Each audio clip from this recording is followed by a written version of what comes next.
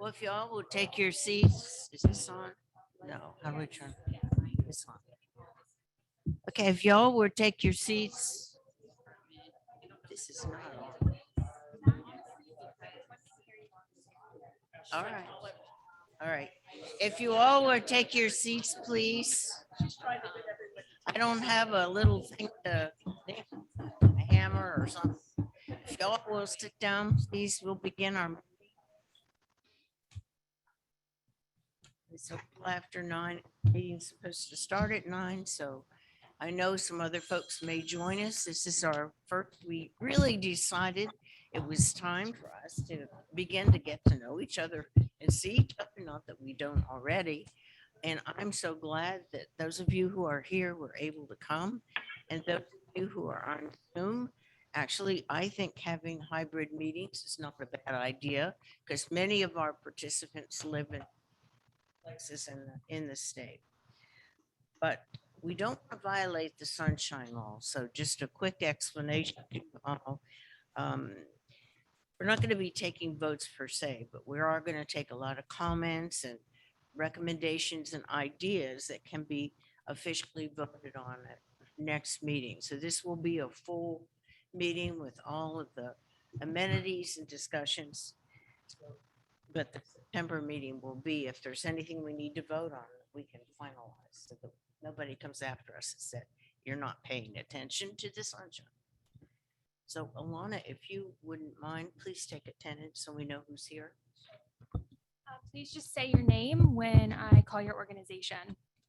So Audubon, Florida.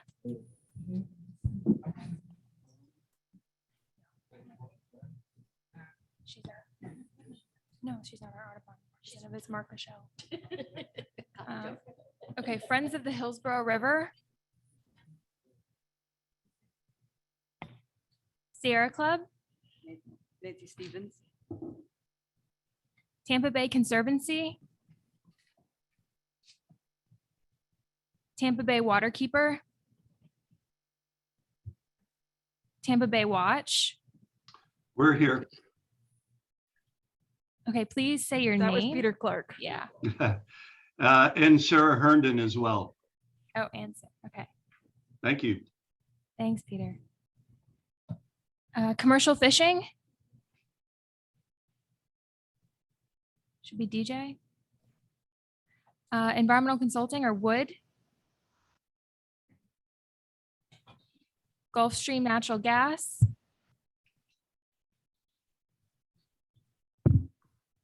Tampa Bay Pilots Association. Mosaic. Tampa Electric Company. Tico. Nick Fletcher with Tampa Electric. Okay, UF IFAS and Florida Sea Grant.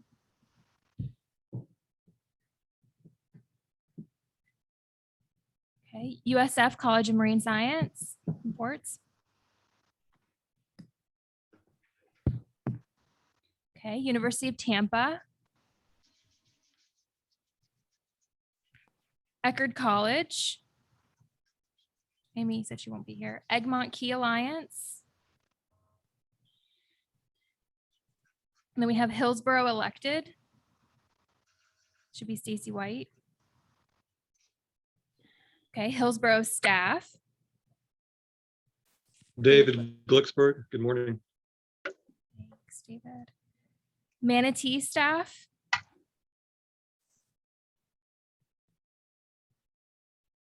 Then we have Pasco Elected. Jack Mariano here. And then Pasco Staff. Melissa Charbonneau. Pinellas Elected. Charlie Justice here. Pinellas Staff.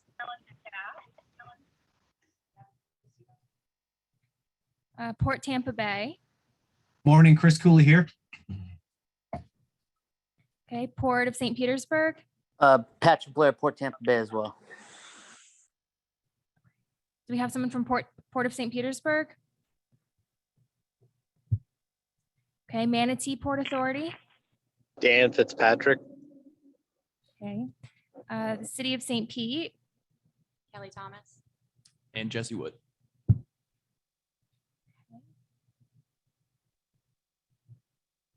And then Tampa.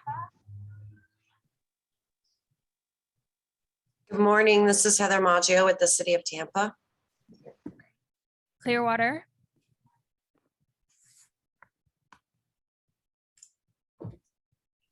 Okay, Gulfport. Michael Fredovich, City Councilman, Gulfport. Right. And then our chair. And our vice chair.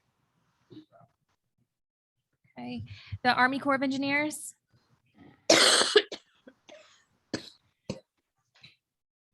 Brian Merrill. Mike Ornella. Mike Nevis. The USGS.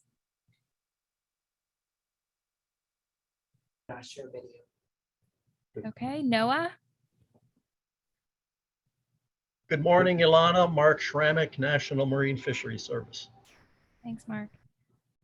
And then the Florida Department of Environmental Protection. Melissa Madden. Great. Florida Fish and Wildlife Conservation Commission. Oh, no, you did not. Tyson Dallas with FWC. And then I have Florida Fish and Wildlife Research Institute, FWRI. Brad Furman here. Great. Florida Department of Transportation. And all we do is take it and transport it, put it away. Well, that'll happen when they do the Oh, I know, canal, when they but that'll do be the like- dredge. To swap it up. We're gonna open this thing up. It's got a flowway here. We're just gonna put the sand over here. It's gonna keep it this way. Great, thanks. Okay, Southwest Florida Water Management District. Chris? Okay, and then we have our at-large member for Hillsborough. And then our at-large member for Pinellas. George? Okay, how about the Environmental Protection Commission of Hillsborough County? Morning, Chris Pratt's here, EPC. And Dave Carlin, EPC. And then we have the Hillsborough County City County Planning Commission. John College here. Thanks, Sean. And then the Tampa Bay Estuary Program. Maya Burke. Great. Then we have the U.S. Fish and Wildlife Service. Brendan Myers.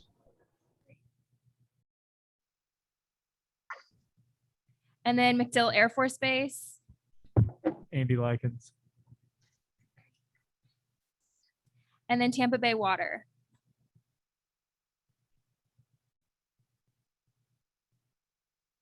Great. And I see Sally Thompson is on the call. Sally Thompson, Tampa Bay Conservancy. Okay, great.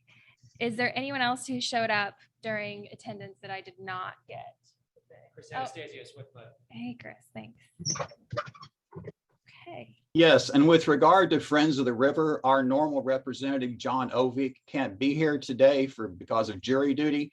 My name is Sid Flannery, longtime member of Friends of the River, and I can represent them. Okay, great. Thanks, Sid. Okay. Thank all of you for being here, both in person and virtually. Is there anyone from the public who would like to share an opinion or a thought with us at this time? Anybody? Okay, then we're going to move on to just a couple of announcements and then our program. Swift Mud, I believe we have Chris with us today. Are you going to give us an update? Yeah, on your seagrass mapping. Yeah.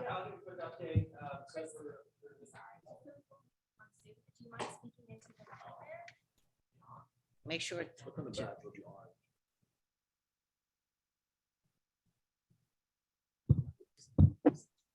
All right. Can everybody hear me online? Yes. Okay, great. Yeah, thanks. Good morning, everybody. Chris Anastasia from SwiftMud. I'm the Seagrass Mapping Program Lead for the district. Just a quick update on our 2022 maps.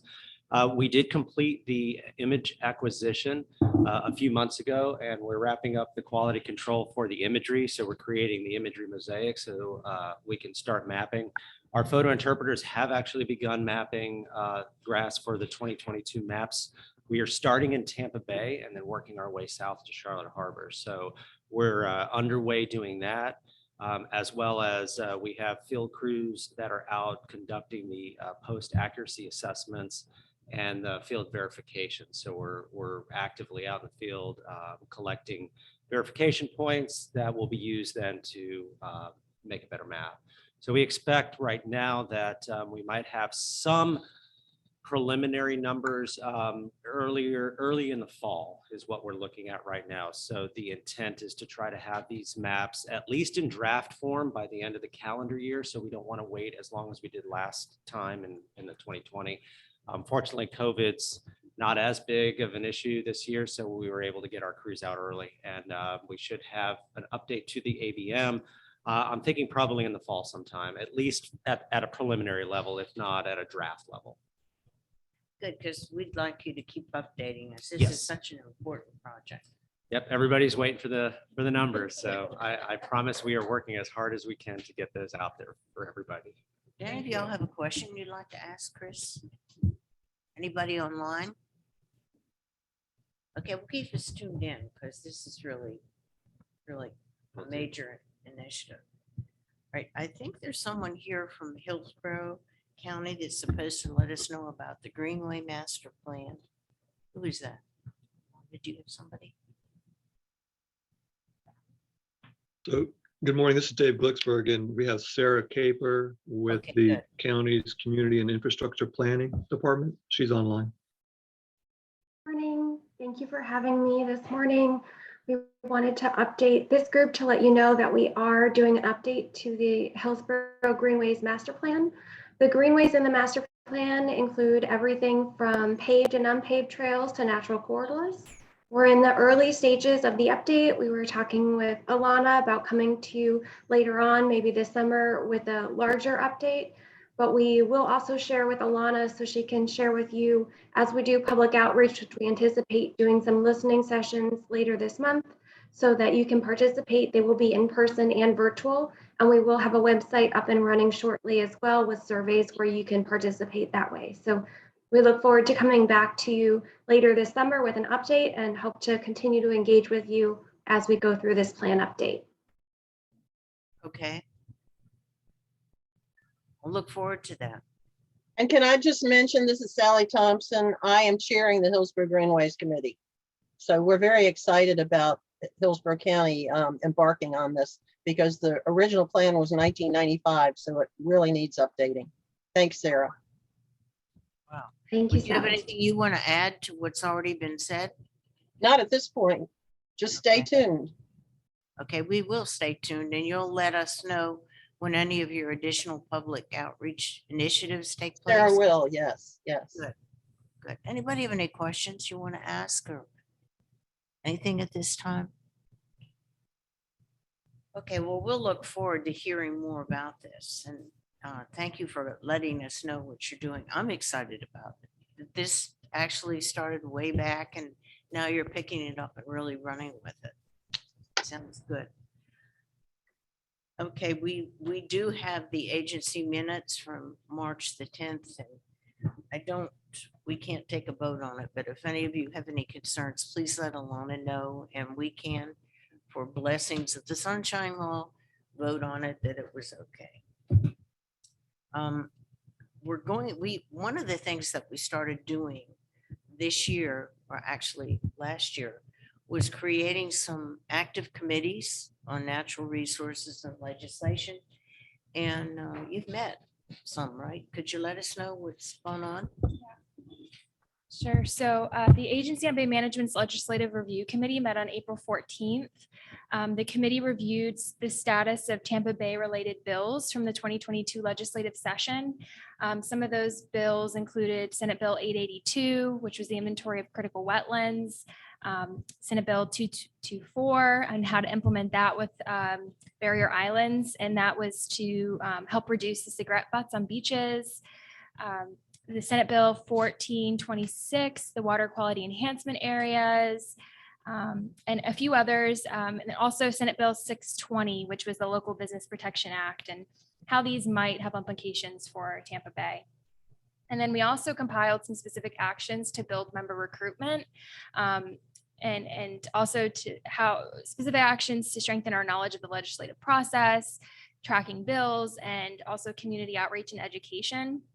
One of the ideas that the committee had was to actually build a library of model ordinances that could potentially be updated as each legislative session passes and new bills, such as preemptions, and making sure that our local governments are, in the know or are updated with what kind of ordinances they can pass. And so the next legislative review committee meeting will be July 14th at 2 p.m. And then the Natural Resources and Environmental Impact Review Committee will be meeting, I believe, in August 10th at 1 p.m. And both of those will be virtual. You can find them on the ABM website as well. Okay, so if anybody has any questions about these dates, are these going to be on the website? Okay, or any of these meetings? Because the whole idea, is to get each of you involved. And if you've got input, we want you to participate. That's really important. Audubon's here, all these groups. Okay. We're going to have an update. Now, where is Tom Reese? Tom, would you come on up? We want to hear from you. I understand you're going to let us know more about the activities at the MacDill Air Force Base.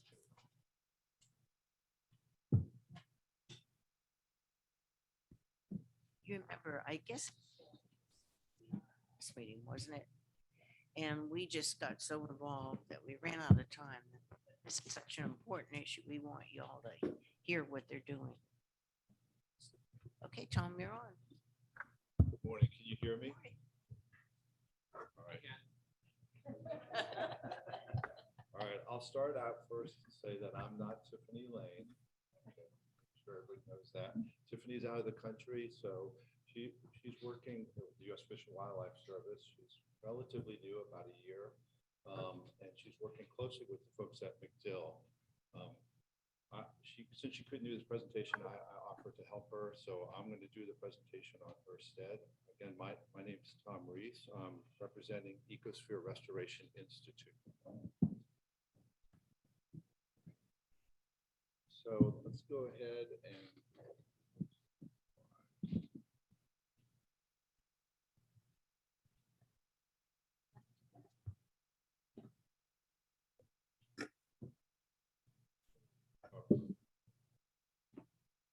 okay, we're going to talk about a partnership that's been going on for a number of years, over 10 years now. Ecosphere has been working with MacDill closely to implement their master plan at the base. There are many partners in here, including U.S. Fish and Wildlife Service and the coastal program that Tiffany works with. And so back in 2007, we're talking a long time ago, the base got a master plan to restore and protect their natural habitat areas on the base. That was a big plan with a lot of very ambitious plan to restore the altered habitat.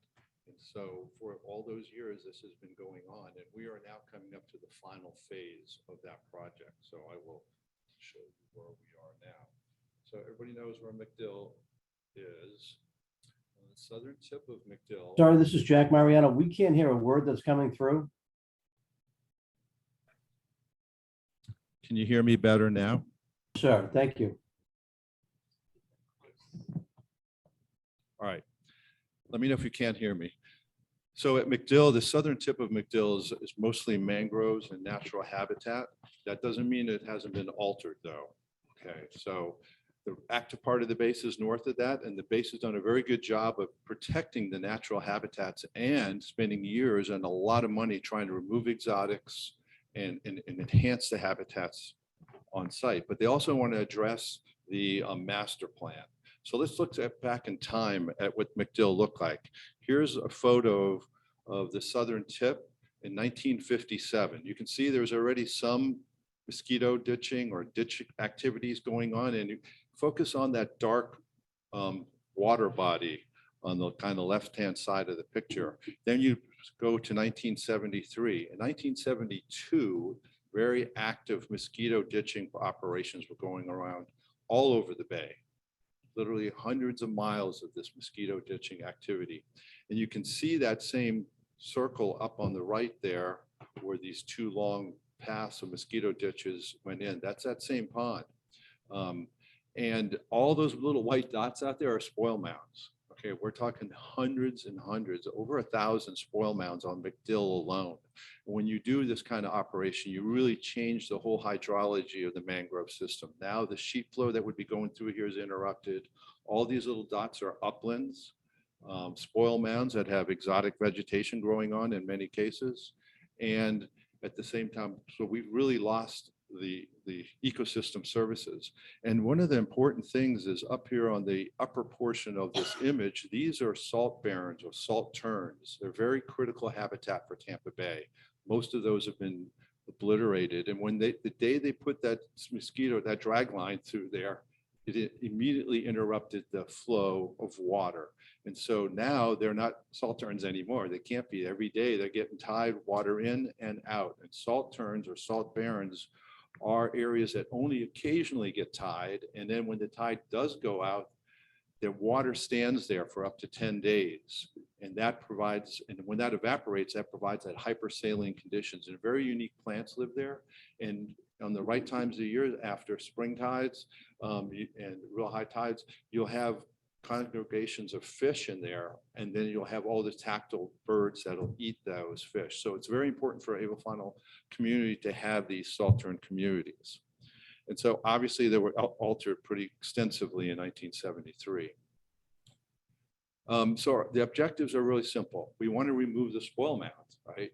We want to get them back to being wetlands and mangroves like they used to be. We also want to improve the sheet flow through the mangroves and restore where we can the salt tern communities. So with the partnership that we had with McDill, we were able to take money that they had and get grant funding to extend it and start tearing out these spoil mounds.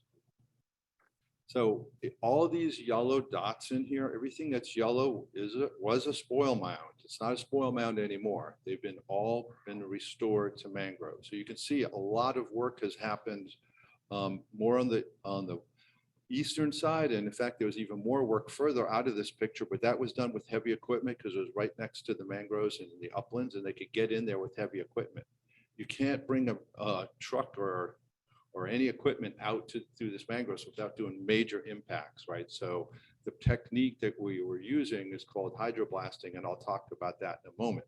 The white areas, hatched white areas, used to be salt tern areas, and that's how we restored those. Not only were we removing the mounds, but these little blue squares here or rectangles, these are ditch blocks. In other words, we block the ditch. So where the water is trying to come up this ditch from south to north, it can still go over and around on a high tide, but when the tide goes out, it's holding the water back to restore that hypersaline conditions on here. So strategically placed ditch blocks coupled with hundreds, there's 450 mounds on this image that have been hydroblasted out.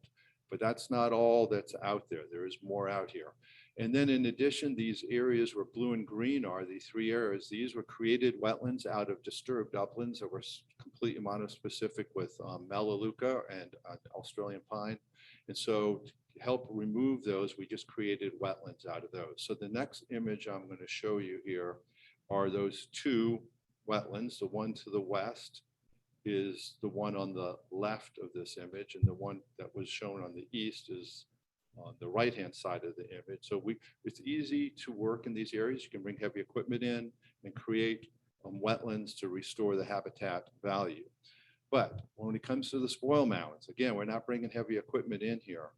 So what we do is come in with hydroblasting, and I'll show that in a minute. But let me show you what these mounds look like. In the foreground on this left picture, you can see the stump of the Brazilian pepper that was going here. And these are all the branches and debris that was sitting on top of the mound. And when that gets all removed, you can see these mounds. These are not little mounds. These are at least 5, sometimes 6 feet high, 30 to 50 feet in length, sometimes a whole lines of these. And so we have to survey them so to see how much materials out here, so we know how much is getting removed for the contractors who are doing the work. Again, so hydroblasting, what is that? Well, that's using water, high pressure water, to move sediments. It's really simple when it comes to equipment. It's 2 guys in a pump. Okay, it's not heavy equipment coming in. You can literally walk out there and do it, and hoses, of course. And you can see in the pictures on the right, these are not just individually mounds like it showed on those historic aerials. There's one mound after another. Some of them were all put together in the ditch here that they created when they built this mound is here on this photo here. But there are hundreds of these that have to be removed. So using the high pressure water, these mounds can be completely matched to the original grade. The photo on the left is one that was done 3 months, and you can see the vegetation starting to grow back in. It's back down to its normal elevation. It's matched the mangroves all around. The top pic on the right is one that had just been done like an hour before this picture was taken. And in the bottom, you can see there's not much impact. You got a hose and people walking through there. So really this habitat starts to restore very quickly. The next slide I'm going to show you here just shows one that's 4 months into it. We didn't plant any of these plants. They're just naturally recruit. There's plenty of seed source out here, and the mangroves start coming back. And the oldest ones we have, you can tell the mangroves are a little shorter, but otherwise it's completely the same density of mangroves that were there in the surrounding area. So we've done a lot of spoil mound removal. The more critical and harder things is the ditch blocks. Okay, you got to get those right. So this is a picture of a ditch block. Hey, Tom. Yes. Before you go on, I just had a quick question. So when you're hydroblasting that material, are you directing it back into the old ditch? Where does the material go?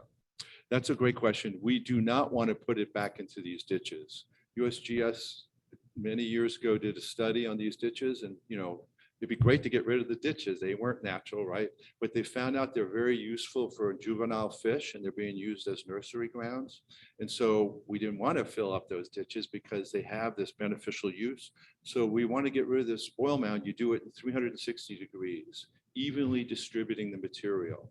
And although you have a mound that's pretty high, by the time you distribute it, it's a few centimeters all the way around, a halo. In the next couple rains, it's gone. When we first tried to do this, DEP and the regulatory agencies were very concerned about, right? We don't want to kill everything around us to get rid of these mounds. But they saw pretty quickly that there was no detrimental long-term effects to the mangroves around it. So that's now become used. And that's a great question and a good timing, because when you do ditch blocks, we're not doing 360 there. Okay, you can see in the background of this picture, that's a mound, and where I'm standing is another mound. And there's a ditch going across here. And on the left is going south to the bay, and on the right is where the Saltern is. So when you put this ditch block in, water still can go over it and around it. When we get big tides, it's going to go through the whole mangrove forest. But when it goes out, it's not just running out with the tide. It is standing higher on the right of this image here. And under the right conditions, that stands there again for a week to 10 days and before it evaporates. But that traps fish, and that's a great area for tactile feeding avifaunal species that will flock to these areas for a few days, a month. And so these are really important. So here is where when we hydroblasting, we put silt fence on either end, and we hydroblast most of the material into the ditch to create that block. So that's what these look like. And even these ditch blocks, they all get vegetated, and pretty soon they look like the mangrove forest. They just stop that water from draining on when it goes out every tide. So where are we today? So I showed you this picture before with all the yellow, all those areas have been restored and the green wetlands created, etc. So the area over here in black outline was permitted a couple years ago to do additional spoil mound removal, and there's about 172 mounds in this area. There's also this area in orange on the all the way left, and that's an area where there could be explosives and contamination, areas that they don't want people to go in and even hydroblast. So we couldn't do these in this corner here, but everything else in purple is right now ongoing, being hydroblasted. There was a little issue with this project because when it was designed, they looked at LiDAR 2014 and the imagery of LiDAR was not penetrating through the mangrove leaves. So the mound volumes aren't the same as what was anticipated. So there's a little bit more material, but we're going through that with traditional survey to fix that. And so the last area that would be left when this purple, all these purple mounds are down, is this area to the south where it's blue outlined. There's almost 200 mounds of these white dots in here. And once that is done, our project is finished. Now, we got a grant as Ecosphere a year ago from EPC to design and permit this 200 spoil mound. So that'll be next after these purple ones are done. And so in addition to that going on, which will be the final phase of the master plan that McDill had, we also, working with Tiffany, got a grant from U.S. Fish and Wildlife Service to restore black rail habitat. Black rails are very endangered species. They were just listed with the federal government. The habitat out here is conducive for that. We've already seen and heard clapper rails, and so we think if we can get more mangrove marsh habitat here, then we can maybe, if there are, if the black rails out here, then that'll provide habitat for them. So we're in the midst of working on that project right now. And then this is areas down here. Now, which is really kind of exciting is not more than 40 days ago, I think it was, I was talking to the survey crew that was working out there, and they said, you know, there's technology to fly these really expensive drones that get you LiDAR, not 3 or 4 points per meter, but like 300 points per meter. And I'm like, well, you can't fly anything. There's no drones allowed up McDill. I mean, that's most strictest place. They have drones up detecting drones because they don't want any drone activity, and there's no exception at all. But we found out that U.S. Army Corps of Engineers, through their ERDIC program, which is the research wing, they have a nationwide agreement with the military bases so they can fly drones. And that's great, right? Except any base you go to, they don't know that, right? So we had to pull a lot of strings and do a lot of meetings to get them to realize that they have this authority or ability to do it, and then work with the base and the tower. And just this past week here, we flew this drone here, $200,000 drone, okay? And this thing weighs 37 pounds and it goes up in the air and it mows the lawn, and it goes over all the areas that we are working on and the areas we plan to get permits in to get the exact elevation area of the spoil mounds. Getting 300 points per meter versus 3. They're very optimistic that we're going to have extremely good data. So it was a very good collaboration with Army Corps, U.S. Fish and Wildlife, McDill Air Force Base, Ecosphere, ServTech Solution, ESA, and the folks at McDill that are doing the environmental oversight. And so that, with that information, we'll be able to get real good information and get the permits for that last phase. I wanted to just point that out so everybody knows that if you're working on a military base and you can get this kind of data, this will be the best data the base has anywhere as far as topographic data. And it went flawlessly, went out there, and it took them only about a day to fly all this. And the data is being processed now. I haven't seen any of it, but we're optimistic that it's going to provide the level of detail that we need. And that's pretty much all I have on here. I'll be glad to answer any questions you have. I do have a video if you want to see what the hydroblasting looks like, not only in real time, but even in time lapse. So you can see what what it looks like to do this. Now, when you do this, we still put BMPs in place, like floating turbidity, silt screen, so nothing goes out into these ditches, or worse, goes all the way out into the bay. We find that within 30 feet, there is no evidence that anything's there. These halos that are created are very, very narrow. So this just showing there's equipment. It's a tank, it's a pump with gasoline tank, and then the hoses. And this is time lapse, and you can see this is a very large, long mound. And as the day goes on, they're able to hydroblast all this down to match the existing elevations. And they work to try and do it in all 360 degrees. You got to move that sand out. But there's no detrimental impact. We have 0 death to any of the mangroves and mature mangroves around it. And then, as we saw in those earlier pictures, the natural recruitment is really quick. We started planting these initially just thinking it would help, but it made no difference because the ones that we didn't plant got colonized as quickly as the ones. So we didn't waste the money on putting plants on these anymore because we have such a great seed source out there. It takes no time to get colonized. With that, I'll gladly answer any questions if I can. Sorry, just a quick question. How did you, so the vegetation that's on the mounds, assuming that they're exotic, Brazilian pepper, whatever. So obviously that's been cleared. It has. So how do you prep a mound before you bring the hydroblasters out?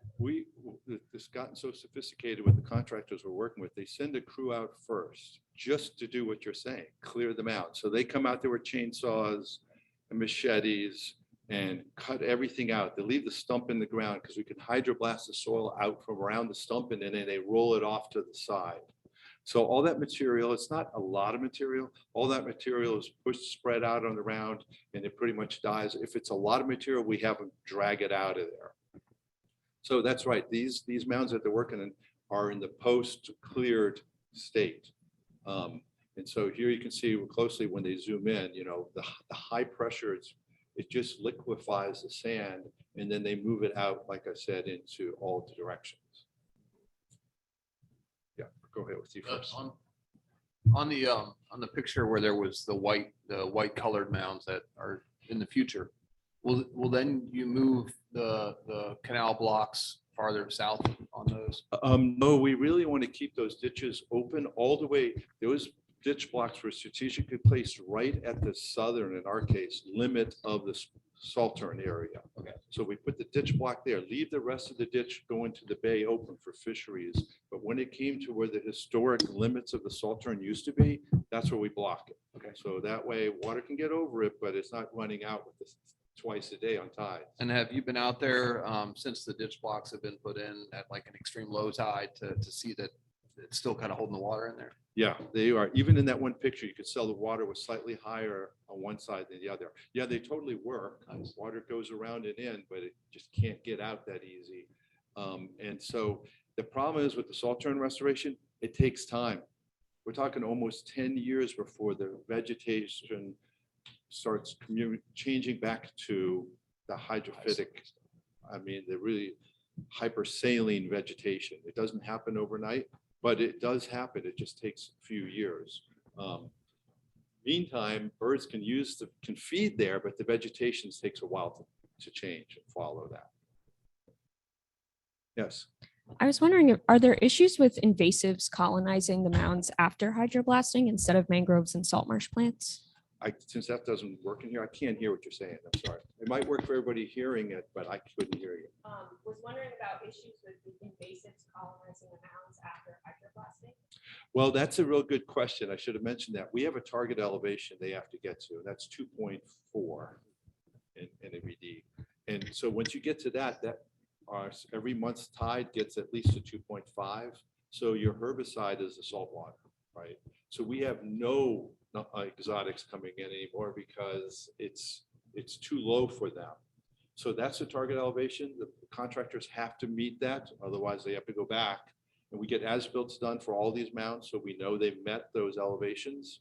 And when you hit that elevation, it's impossible. They may try and grow there, but the next big tide is going to get salt water on them, and ends up keeping them out. Yeah. Don't know if it worked. Doesn't sound like it works. It does for the people. Okay, okay. Good work, Tom. Thank you.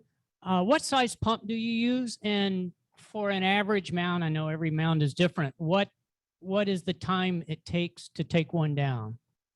Okay, the size of the pump varies, depends which contractor they use. These are small pumps. I call them trash pumps, you know, they pump water with. They are not made to be in salt water. So I'll just say they don't last long. You're lucky to get 3 or 4 weeks, maybe a month out of each pump, and you got to replace them or replace the moving parts in them. Now, a normal standard mound that's about 4 or 5 feet high and about 30 foot in diameter, you can do one a day. So this is a slow process when we're talking 450 that have been done, and we have 200 more to do, not counting the 170 that we're working on now. So it takes a while. Now we don't just work with one crew. We usually have 2 or 3 crews out there, not counting the crew that goes ahead of them to clear all the vegetation off. So we're usually getting 2 or 3 done a day. And it's hard, hot work, especially in June through August, right? So luckily when we started this, it was cooler, but now the guys are out there in the heat. So we have to be careful not to get these guys, too much heat exhaustion. But bottom line, it works. If you look at the cost per acre, it's expensive, but this is the only way you can do it without, you can't bring backhoe back in here, right? It would do too much damage. We've done that on a few projects, and it took 7 years to heal from the heavy equipment. Even when you use pads, you're losing mangroves when you're doing that. So this is a method that is very sensitive to surrounding habitat, although it's expensive and slow.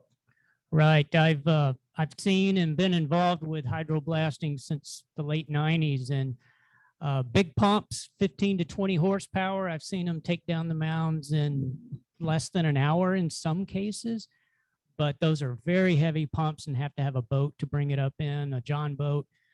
Smaller pumps, 5 to 10 horsepower. You're right. It takes the better part of a day or so. So, yeah. Hey, this is Patrick Blair, Port Tampa Bay. You mentioned cost per acre. What is the cost per acre or cost per linear foot that you've seen? That's a good question. I don't have that in front of me, but I did look this up a long time ago, how much it is. If you figure that these mounds are only 30 square feet to 45 square feet, it takes a lot of them to get an acre, right? So if you have heavy equipment, you can do a whole acre in a day. This takes a lot of days. So, but the labor cost is what's expensive. It costs a little over $1,000 a mound to do this. So you're only getting 30 to 45 square feet of upland turned into wetland. And if you do the math, you can tell that's pretty expensive. But when you say a mound, what's the length of a mound you're implying? Well, that's the problem. When these guys were doing the drag line, they didn't care, right? So some places are individual mounds, and they're about 30 to 45 square feet in size, and others, they just kept going, and it's one long linear berm. Some of them are 40, 50, 60 feet long. And so luckily we don't have a lot of those, but they do exist. Not every mound is the same. They just haphazardly running with the drag line, throwing it on either side. Some are bigger, some are real small, some are all mixed into one long berm. Okay, do we have some more questions? Do we have any more questions online? Because I think we've got, Hi, can you hear me? yeah, and Yes. say your name so we know who you are. Of course, this is Mark Schramek, National Marine Fisheries Service. Tom, good to see you. I raised my hand using Zoom, but apparently it went unnoticed. But quick question for you, Tom. So in the ditch blocks you installed, did you vegetate those so they don't get washed out during storm events or high tide inundation?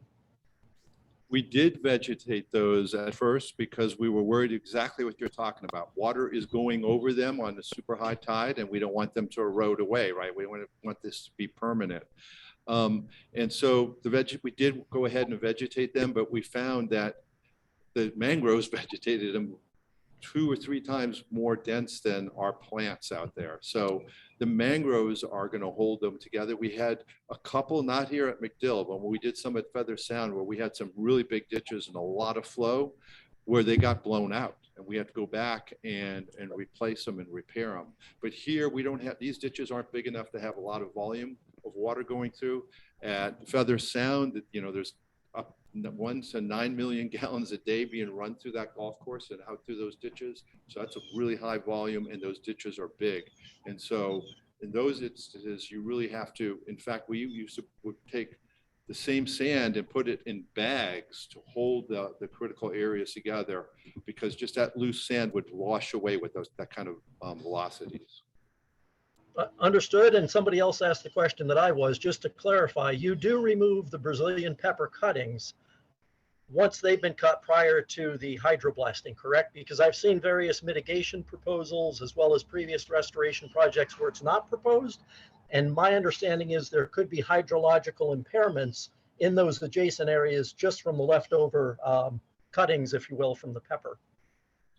Yeah, we all know Brazilian pepper, you could cut it to the ground, it's going to come back with a vengeance. And, it takes a lot of heavy chemicals to kill that. In our case, we're blasting all through the roots, rolling the ball over to the side. That thing's not viable.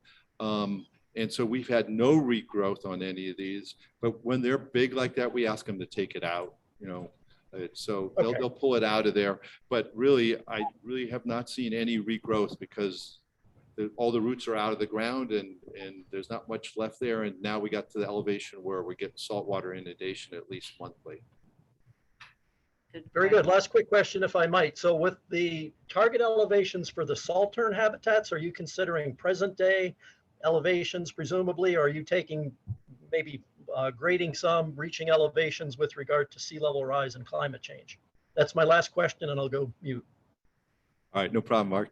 Yeah, no, in our case, sea level rise actually helps keep the non-natives out of there. So we're getting to 2.4. I mean, that last few centimeters going down is the most hardest component of the hydroblasting. The top comes off easy. When you get down into the metaphors and the roots, it takes a lot more energy to get that down. So we want them to get down to 2.4, not 2.5. Although 2.5 might be fine with sea level rise, we want these to be working now. So we're shooting at that elevation. And sea level rise will change things out there, but it'll still be a mangrove for a long time before it gets too deep for them to live. Thank you for your questions, Mark. We're going to have to move on because we've got a couple more presentations, but is there some way that people here and who are online could actually reach you all to answer any other concerns?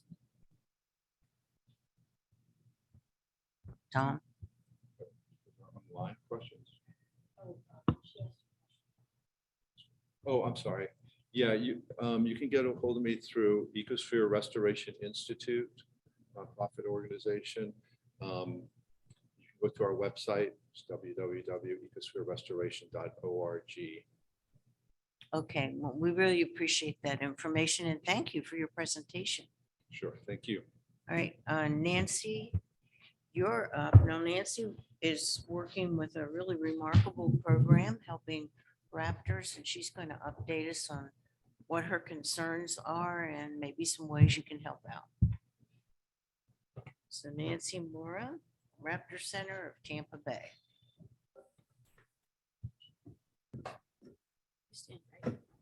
You ready up there? Yeah, and keep that mic close so folks can hear you.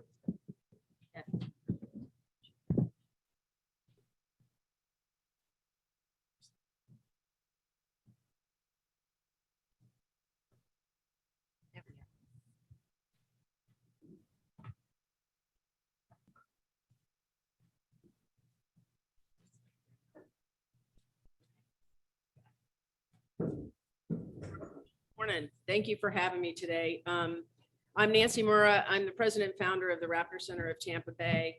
And we have been working to build a wildlife rehabilitation center in the Tampa Bay area for several years and just have had some issues doing that. So our mission at the Raptor Center, we're a nonprofit organization and we're committed to building a wildlife rehab center in this. Uncover the Pardon? Cadillac. Take the cover off the Cadillac. Question. Oh, okay. All right. So currently, there's not a facility in the Tampa Bay area that's dedicated to large birds. There are other rehab facilities here. We have Suncoast Seabird Sanctuary that specializes in seabirds all the way over at Madeira Beach. And then the next closest facility that really takes care of large birds of prey is the Audubon Center for Birds of Prey. And that's in Maitland, Florida. So for years, we've been rescuing bald eagles, and we make a 94-mile, 2-hour trip each way to take the birds for flight reconditioning. We also, there's another facility in Apopka, again, 100 miles away from Tampa. So sandhill cranes are another species that is a special concern to us because they require a large space to rehab. And there really isn't a facility that's kind of dedicated to their needs. They're a bird that, although hunted in 17 states across this country, in Florida is a bird that is in trouble because of development. They require wetlands, and the amount of, I have to be honest with you and tell you, I get calls on sandhill cranes that are injured every single day. So, and so we're looking to help them out as well. We also provide teaching and guidance to the general public about conservation issues. One of our big initiatives always is to educate the next generation of conservationists and get kids to be concerned and protect our wildlife. We do programs. We have a little club, nature club called Nature's Guardians. And I'm happy to tell you, we've had it for 10 years. And I have kids that started when they were 3, they're 14, and they still come religiously every single month. So to learn about wildlife. So what's our current need? We have been through looking at a variety of different places. One of them, we went to Hillsborough County 4 years ago, and to Mosaic and to Tico. Mosaic and Tico are 2 companies that we rescue birds on their lands whenever they're injured.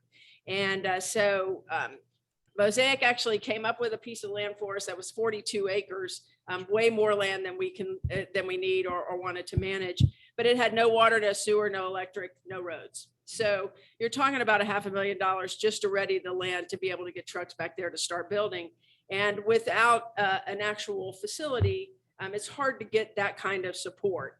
But we want to be a facility that is open to the public. How many people here have ever found injured wildlife and tried to get it help? Anybody? How easy or how difficult was that process? It's difficult to find somebody. I typically have people, a lot of times they'll say, oh, I've had this bird for 2 days. Oh, why'd you have it for 2 days? I couldn't find anybody to help me. So we want to build a state-of-the-art facility that really has x-ray and labs. Currently, we're treating 1,000 birds and animals a year. And we had a piece of land that was bought for us. And it is in Riverview. It's just a little 1.2 acres. And it turns out that it was a family plat of land, and the people who sold it to us subdivided it illegally without telling Hillsborough County, and Hillsborough County will not let us build on it. So we're kind of back to the beginning of really trying to find a piece of land. And because we want to be a facility that's open to the public, we of course are constantly looking at public lands and saying, is there an opportunity there?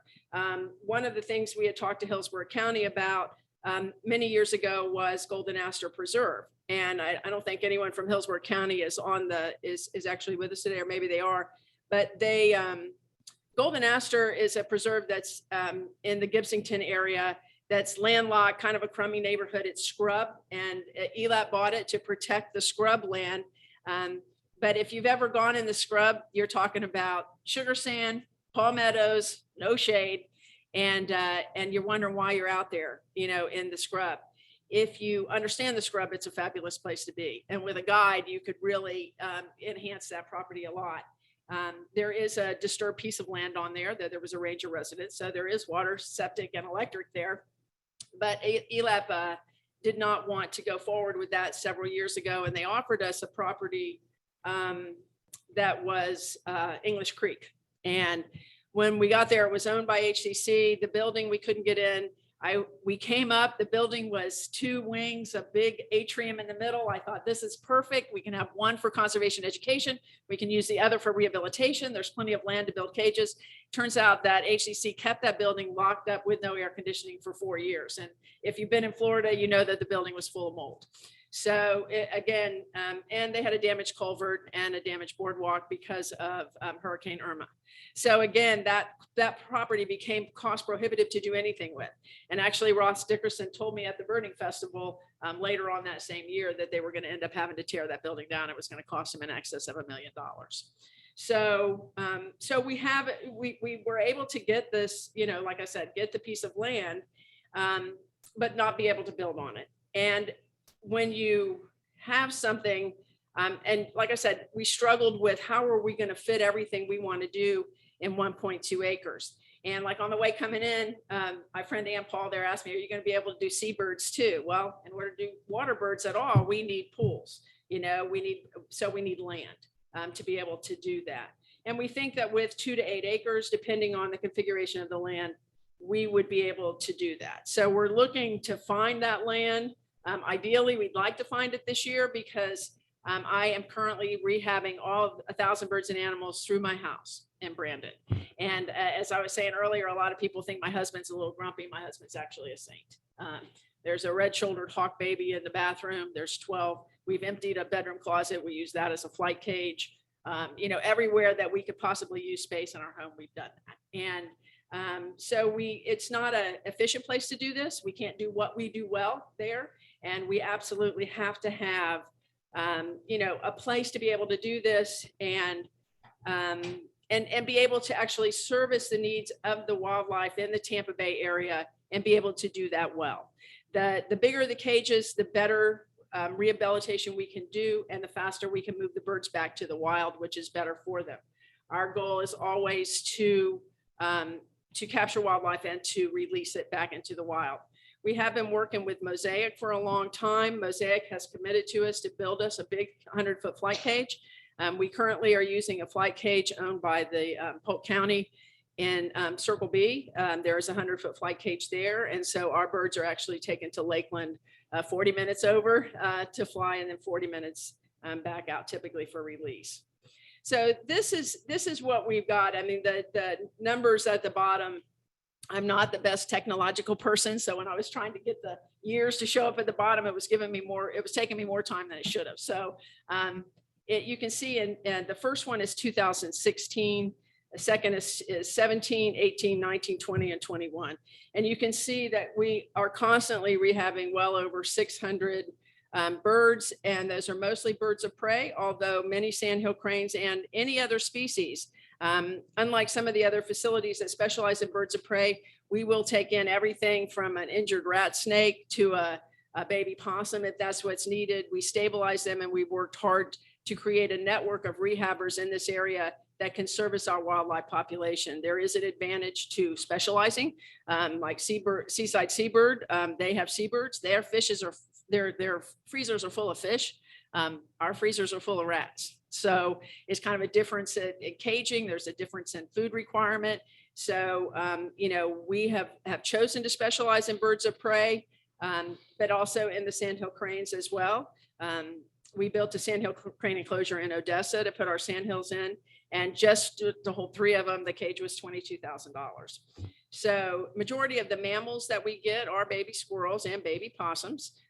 They come out of the trees and people find them and bring them to vets' offices or to rehab centers or to their kids' school classroom. I have to tell you one thing that's funny is almost every teacher that calls me and says they have baby squirrels. I said, where'd the kid find a squirrel? Oh, we found it in the car engine. Squirrels don't nest in car engines. You know, we found it here. And I can tell you 90% of the time they're baby rats. So, but people care about wildlife. And one of the things that I would say for us in particular at the Raptor Center is we feel like every animal we help, there's also a person behind that. You're helping people too. And so kind of how are we getting our money now? We don't actually charge for educational offerings, but we do ask for a donation, either off our wish list or have the kids, if the kids want to pay. We typically get pretty good donations at every event. We do sell some merchandising, t-shirts and some stuff like that. We have a membership program for $35. You can be a member of the Raptor Center. We do apply for grants, although I can tell you, and for anyone here that's been involved in a nonprofit, finding a proficient grant writer is not easy, and we have not really had good luck doing that. We do have different sponsorships that we do, and as well as private donors. We work through social media, and we do fundraising events. We do a big wildlife festival in Plant City this year, November 5th, the Wonders of Wildlife Festival, where we have 11 vendors, and we also have artists and food trucks, and that's one of our major fundraisers for the year. But just to give you an idea, just to feed the birds and to feed the animals that we have costs us about $30,000 a year. That's without other expenses. At this current time, everyone that works at the Raptor Center is a volunteer, and that's pretty much, we have 130 volunteers. And again, I know many of you are involved in volunteer organizations. We have 15, 20 really good volunteers. We have 130 people that want to help, but just haven't stepped up to the plate or really understand the commitment of volunteering. I think a lot of people that just haven't volunteered, they find an animal, they get real excited, they see what we do and think it's cool and say they want to help. And then they realize we handle bald eagles and we clean bird cages, and so you got to love the birds to do what we do. And we certainly do love birds and animals of all kinds. But the most important thing for right now is the Raptor Center needs a home to call its own. The facility, like I said, we would like to build a facility that is open to the public, that focuses on conservation education, as well as being able to come and experience what it's like to be close to a bald eagle, a big, bird of prey. And I know the first time that I actually held a bird, the first bird I rescued was a bald eagle. And that might have an influence on why I really love bald eagles. I would rather wrestle with a bald eagle than feed a baby squirrel any day of the week. But I was working with Audubon, Florida, and they have a program called Eagle Watch. And I was the coordinator for Eagle Watch for Hillsborough County. And that was before we did everything in a database. We used to record everything manually with ticks and put it in a spreadsheet. And I got a call from Audubon up in Maitland saying, Nancy, one of your baby eagles has fallen on the ground. Can you pick it up? I thought we were supposed to be watching eagles and recording eagle data. I didn't know we were supposed to be touching them. But I went and rescued, it was a baby eagle. And many of you maybe don't realize, but baby eagles are very fast growing birds. They grow from 3 inches to 3 feet in 3 months. All birds of prey leave the nest the same size as their parents. So when I went to pick up this eagle, baby eagle, it was still about this big. And I thought that was really cool. Then I rescued a hawk. Then I got called to MacDill Air Force Base to rescue one of their bald eagles on the 4th of July of all days. And when it was actually at the end of the runways in a fenced in area, man, my heart was beating out of my chest. There were 6 MPs there with me. They were like, you don't touch that bird? I was like, well, isn't that why you called me? Went and was able to catch the bird. And, by that time I had spent time with Audubon Center for Birds of Prey. I knew how to handle eagles. And I thought to myself, this is just about the coolest thing that I've ever done. The coolness factor was off the chart. But then I started realizing it's difficult for wildlife in this area. As development continues to increase, the need for wildlife rehab continues to increase. There are 4 federal rehabbers in Pinellas County. There's only 2 of us in Hillsborough. That's the Raptor Center, myself, and Chris Porter with Owl's Nest. And Chris takes river otters and bobcats and big 80-pound animals with teeth and fur. I don't want anything to do with them. I'm just not my thing, right? I'm not trained for that, and I'm not vaccinated for rabies. But it's hard when you find a baby bird or a baby animal. It's hard to find us. If you don't know to call FWC, you may take it to your local vet, and they say, we don't take wildlife. And then you call somebody else, and they say, call this person, and they say, oh, I don't do it anymore. Oh, so it's sometimes I without fail, bird can be sitting there 2 or 3 days and becomes a bird that we can no longer save. Day one, we might have been able to save it. It's now been starving for 3 or 4 days. Now we have a different situation altogether. So our goal is to also be able to get people to be able to get wildlife help quicker and get it to the right place. So our like I said, our history has been The two properties that were generously offered to us just absolutely were cost prohibitive. We don't need 42 acres and we don't need $1 million building that needs renovating. I kind of laugh sometimes. I say, give me a cow pasture. Might be easier, it's flat land. But that is what we're struggling with, is finding a place. And Okay. I'll tell you what we're gonna do. I just sent a note to Alana. When we put the minutes, the summary of today's meeting online, we'll list your name and contact information should anyone want to follow up with you. I hope that would be helpful to you. Do we have some questions for anybody here or online? Yes, ma'am. Say your name for the record. Hello, my name is Nancy Stevens. I'm with the Tampa Bay Sierra Club, and thank you for all you do. I thought on maybe some properties, there are at least 3 golf courses that have gone defunct in Hillsborough County. And I know the residents of Sun City Center are concerned that their golf course is going to be developed with housing and they're looking for alternatives. So maybe your Raptor Center would be, could be part of that alternative for use of one of these golf courses. There's one in Sun City, there's one in Apollo Beach, and then there's one in New Tampa that have recently gone or are no longer operating. And we're open to any ideas. We really, like I said, we feel like we want to stay in the Hillsborough County area. And that's because that's where all of our vets are. We do get free veterinary care and our volunteers, but I would be glad to follow up with you and see if I can get some more information. Yeah, give me some contact. We have somebody online that has questions. Yeah, it looks like Colleen Weaver. You added something to the chat. Do you want to speak up, Colleen? No, I just would, well, first I'd say I'd be wary of a golf course because there's so many pesticides on a golf course. The mitigation efforts that takes to clean up a golf course are immense because of all the chemicals they use. And I would be wary of that. But Commissioner Mariano, before he left to go into the MPO meeting, Nancy would love to open a conversation up with you. We have some land here and a big site that's coming up with the Moffitt Cancer Center research that's coming up off the Suncoast Parkway. And we would love to see if we can donate some acres to y'all. That would be great. Wow. Okay, that sounds great. I hope you'll follow up with each of these people. You'll probably get more offers than you can imagine. Yes, sir. You want to, for the record, identify who you are and ask your question.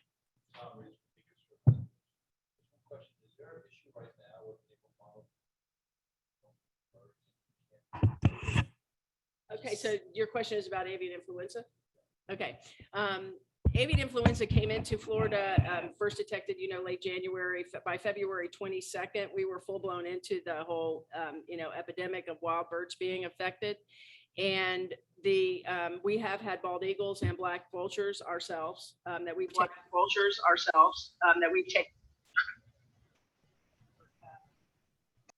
That did test positive for avian influenza. Currently in this area, Muscovy ducks and black vultures are none of us are taking them. Avian influenza is passed from fecal oral transfer. So where you have ducks, particularly where you have a lot of ducks eating and pooping all in the same place, that's how it gets transmitted. And the last thing that we know, there was 105 Muscovies in Seffner that were killed within 5 days. And that's the last birds we know of in this area that have tested positive. Nothing that we know of has tested positive in the last 2 weeks. We watch it carefully. We use, we're blessed to be able to use Busch Gardens as our vets and surgery center. And I will tell you, during the outbreak, we have had to euthanize birds that could have surgically been fixed. But at the cost of $5,000 a bird with a maybe not outcome, we don't have that kind of money. So we're looking with them. We have to go 30 days free, and they will open back up and start taking our wild birds again. But we haven't been able to take our birds to Busch since the beginning of February. Okay. Are there any other questions? Thank you very much. Thank you for very the much. presentation. And again, we are going to put your contact information online along with the summary of the minutes so that folks can reach out to you. And please let us know what happens. I will. I have a feeling something good's going on. I have Good. That's great. Right, we need to get an update on the dredged material, the beneficial use of that from, I guess it's the Army Corps of Engineers. Aubrey, you're going to give us an update? Where's Aubrey?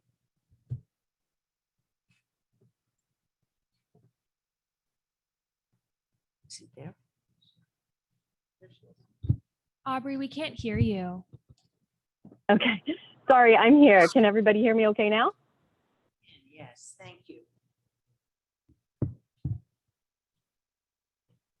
Hello? Yeah, we can hear you, Aubrey. Awesome, okay. And 1 second and I will try to get my slides sharing.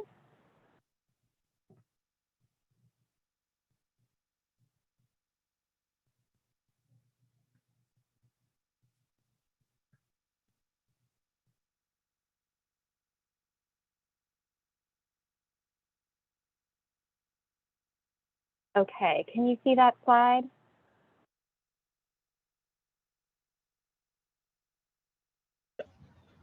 Yes.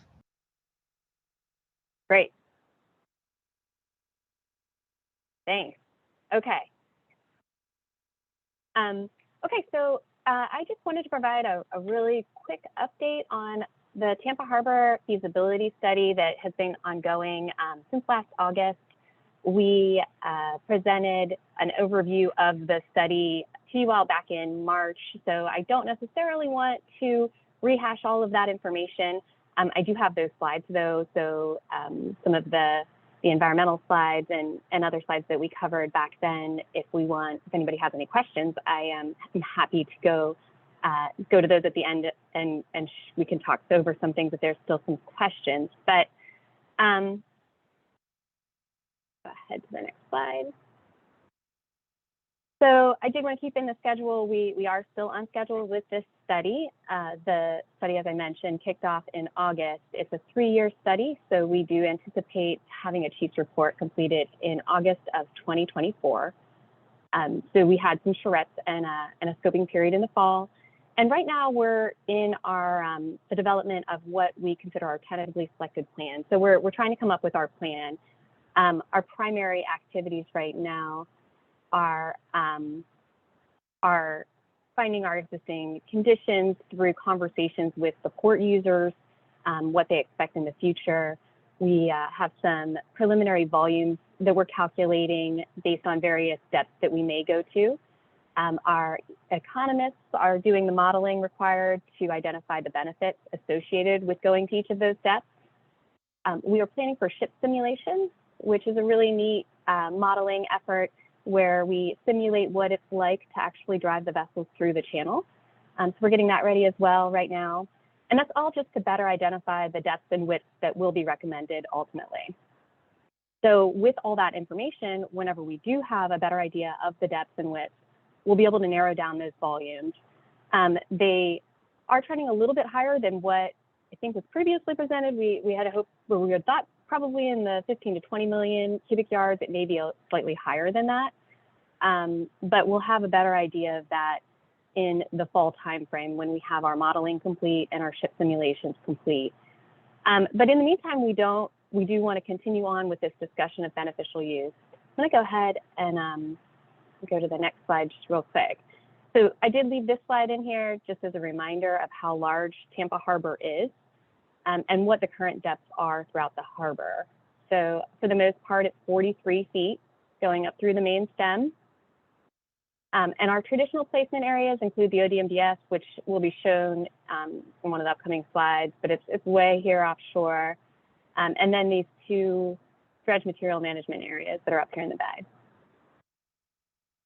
So we are looking at depths up to 54 feet right now. Our design vessel has a design draft of 50 feet, 50.8 feet, and there's 3 feet of under kill clearance required within the bay. So the next slide just shows our current study scope. So these are similar to what was presented in March, with the exception of a few things. We're no longer looking at passing lanes in Cut A. Those are focused on Cuts B and Gadsden Point cuts. And then we may also have to extend the entrance channels to access depths that are consistent with whatever is recommended for this main channel.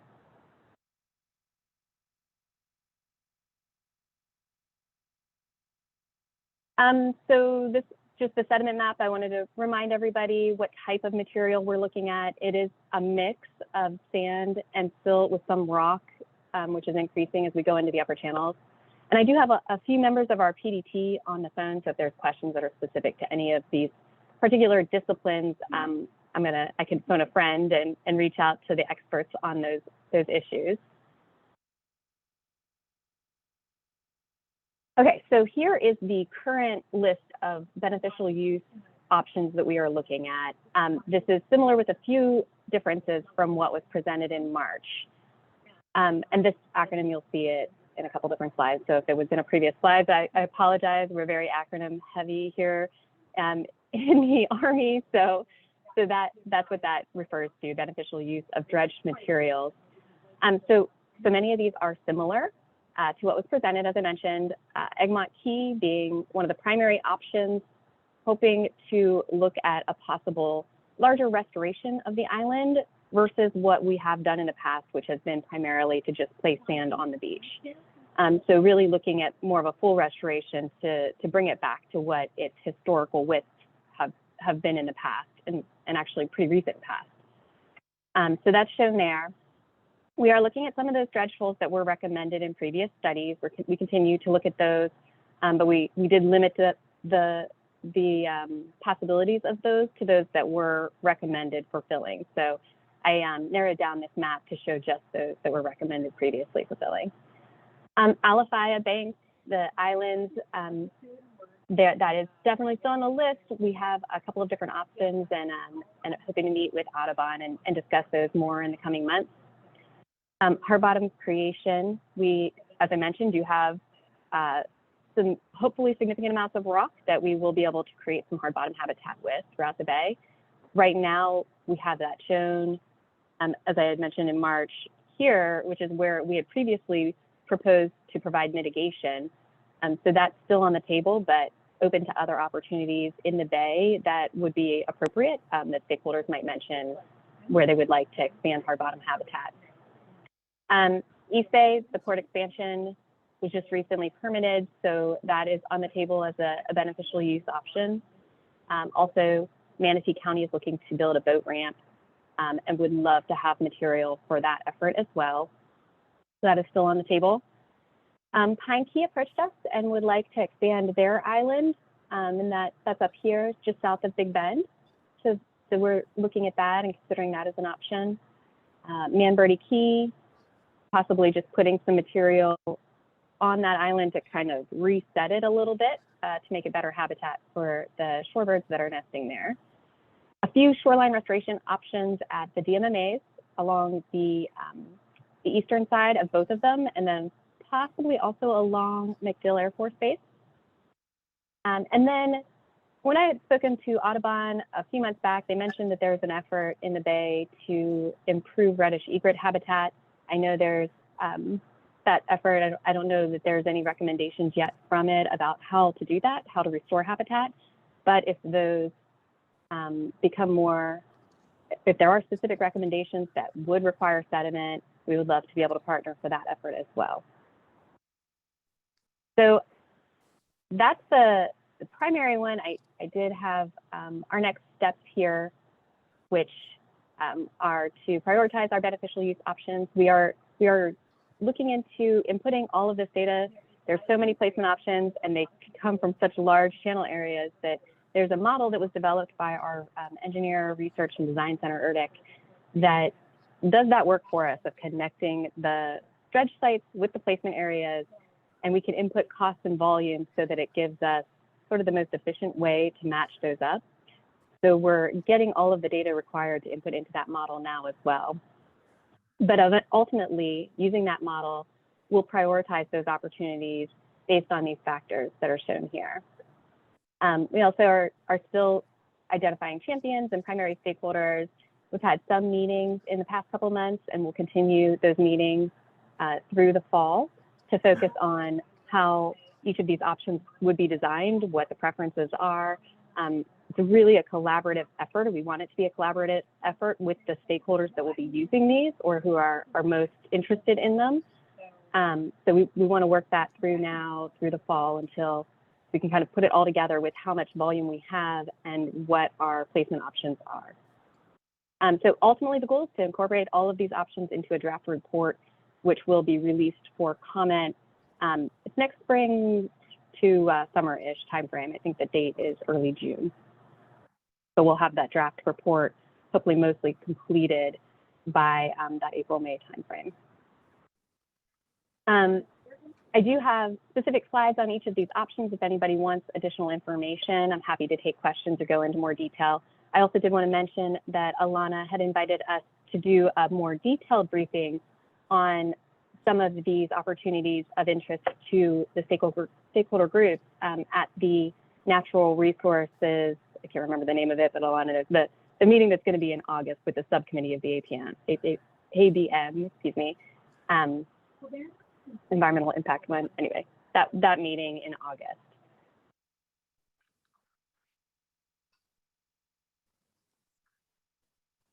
But that's all I have. Happy to take any questions.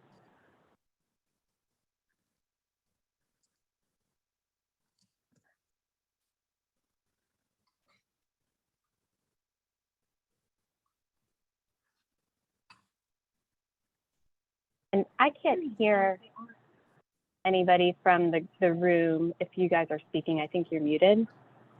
Can you unmute us? Can you hear us now? Better unmute some more.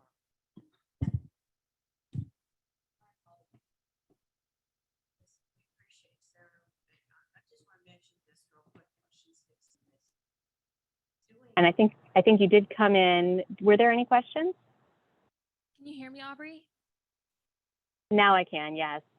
Okay, great. I just want to reiterate that meeting you're talking about, the Natural Resources and Environmental Impact Review Committee of the ABM, that will be on the August 10th. I scheduled that after I sent out the agenda. And so I think it's going to be August 10th at 1 p.m. Great, thanks. I couldn't quite remember the name of the subcommittee, but thank you. Quite long. Anybody that wants to come can come, but it's a natural resources subcommittee and it's scheduled for August the 10th and it's a virtual meeting. So any of y'all that want to sit in on it, welcome. Be a good idea to let Alana know so she has an idea, but we'll be virtual, correct? Okay, do we have some questions now for Aubrey? Who does? I do. Okay. Sorry, go ahead. This is Maya. I've been working on a team project with the Nature Conservancy and the city of Tampa at Picnic Island. And some of their design concepts, they've expressed an interest in being a potential placement site for the beneficial use of dredge material. So if you haven't reached out to Whit Reamer with the city of Tampa, contact him, he's very interested. Yes, sir. Yeah, hey, this is Chris Anastasia from the Water Management District. Yeah, just a quick question for the artificial reef creation is one of those options that you listed. Are you working with anyone directly on finding potential sites for that? So I think I heard, was that Maya that spoke first about Picnic Island? Yes. Okay, could you send me an email? You were cutting in and out, so I think I caught it, but I know you provided a name, but I didn't quite catch that. So if you could send me an email, that would be amazing. Now, Chris had something. Yeah, hey, I was just wondering if you're working with anyone for looking at sites for artificial reef creation. Okay, hard bottom creation, are we working with anybody? Was that the question? Yeah, yes, it is. Sorry, the audio is not great. So the previously permitted site was permitted through the DEP. And so we would work with them on that site, but we have not been working with anybody directly on sites throughout the Bay. So if anybody has contacts or would like to provide input on that, I'd be happy to reach out to you, or if you could reach out to me, that would be amazing. Thank you. Any questions? Anyone else wants to say something? Go ahead. Say your name. Thomas. The question I have was, what sort of testing does the dredge material undergo prior to being beneficial? Did you hear the question? I didn't. Can you repeat that? Is it on? Yeah, what sort of testing does the dredge material undergo prior to being beneficially used? So it typically doesn't. I'm gonna phone a friend for this one and see if Barbara Nist, our geologist, is on the phone. She can probably explain more eloquently than I why testing is typically not required for this material. Is she on?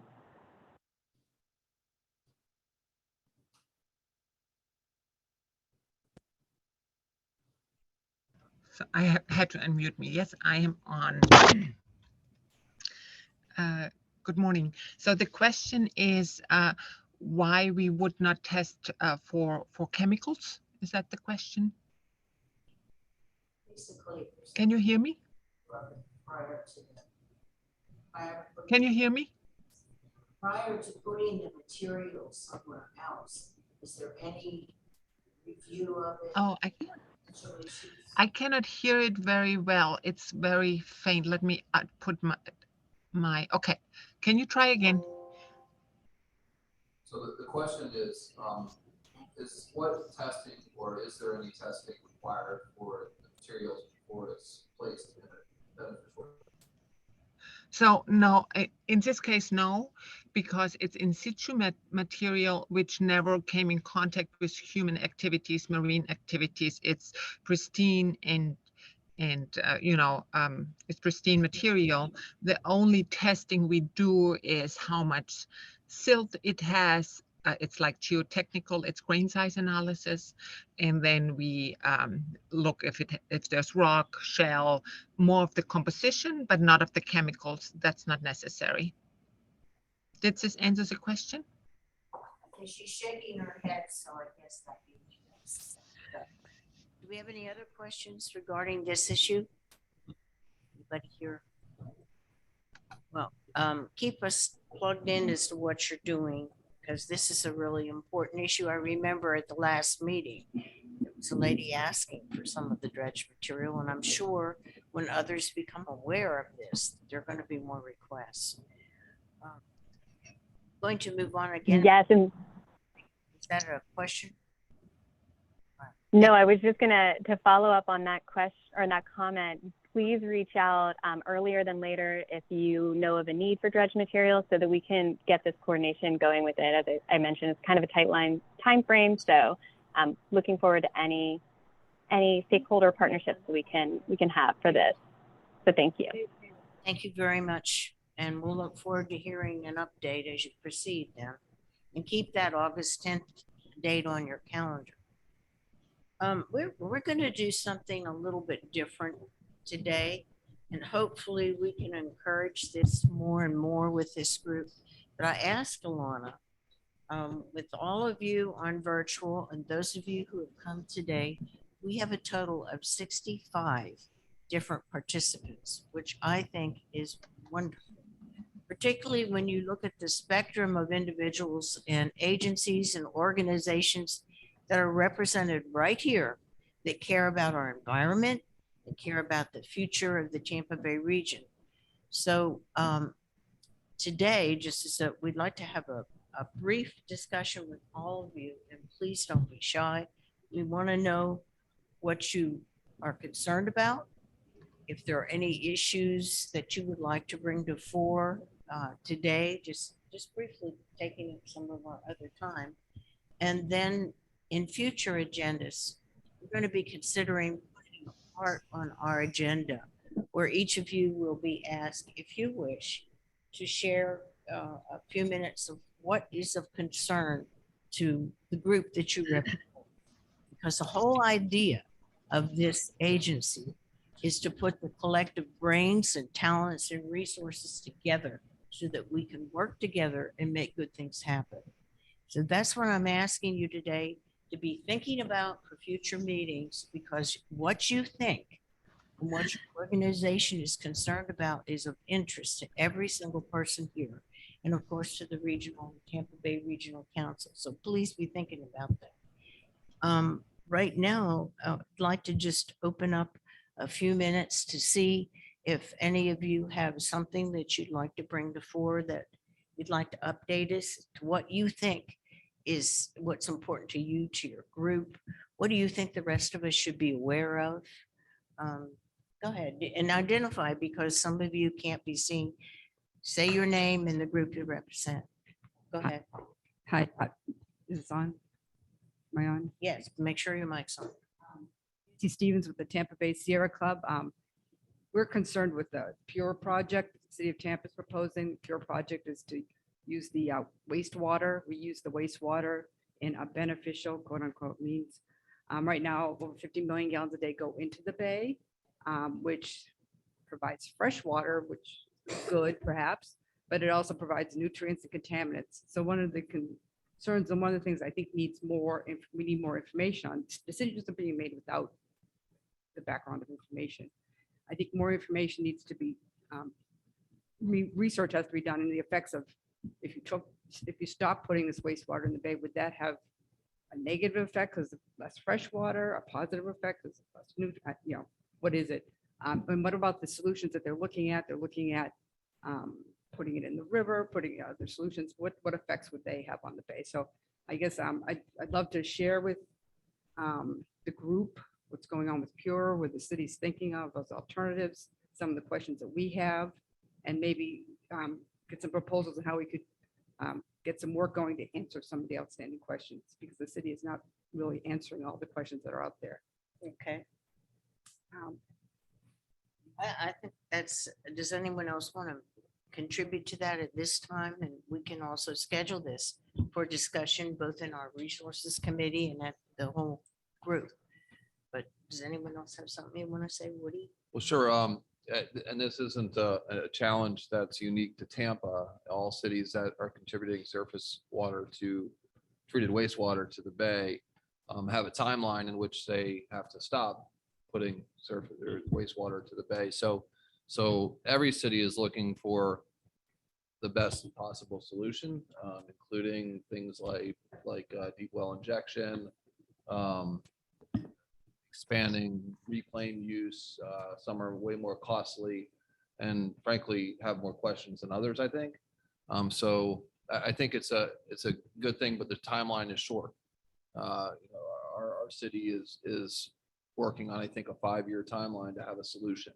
So the water that goes through Feather Sound, right? So our 9 million gallons a day ish goes out through Feather Sound, and thankfully it kind of goes into a natural system where it's broken down. The nutrients are broken down quite a bit, I think, before it gets into Tampa Bay, because it goes through some ponds and then an estuary and lake system, rather than just coming out of a pipe and going into Tampa Bay.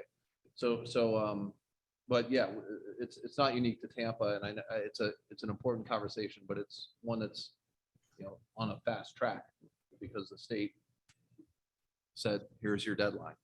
But say one question I have is, isn't that a beneficial use of the water? You're setting fresh water that's getting filtered through natural systems and going into the bay.